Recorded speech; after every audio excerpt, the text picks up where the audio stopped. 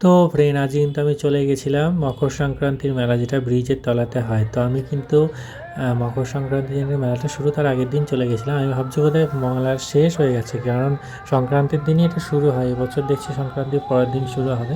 তো এখানে কিন্তু মেলা বসছিল, আমি সেরকমভাবে কিছু মেলায় দেখতে পাইনি। আজকে গেলে মানে পরের দিন গেলে সেদিন থেকে দেখা যাবে। 7 দিন মেলাটা থাকবে, কিন্তু 3 দিনই ভালো করে মেলাটা হয়। তার মধ্যে কিন্তু আগামীকাল মানে আজকে আমি মেলাতে এসেছি, তার পরের দিন থেকে কিন্তু মেলাটা শুরু। তো সমস্ত কিছু মেলা ফেলা বসছে, কিন্তু সেজে উঠেছে রীতিমতো, এবং মন্দিরটাতেও কিন্তু ঠাকুর পুজো টুজো সব শুরু হচ্ছে। তারপর ওখান থেকে কিন্তু চলে গেলাম কৃষি মেলায় প্রথম দিন। তো ওখানে কিন্তু ছৌ নাচ হচ্ছিলো, কিছু খানিকটা ছৌ নাচ দেখলাম। কৃষি মেলার ভিডিওটা কিন্তু আপনাদের পরে দেখাবো। আর শনিবার দিন তো শ্রী তামা আসছে, তো সেই দিনকে ভিডিওটাও তোমাদের দেখাবো। তো এই ছিল আজকের ছোট্ট একটা ব্লগ। এখানে কিন্তু ছৌ নাচটা খুব সুন্দর হচ্ছিলো।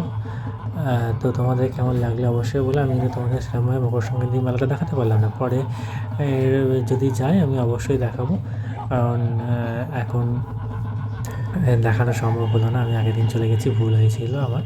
তো যাই হোক, তোমাদের কেমন লাগলো বলো। আর এই চলছে কিন্তু মহিষমর্দিনীর একটা ছৌ নাচ।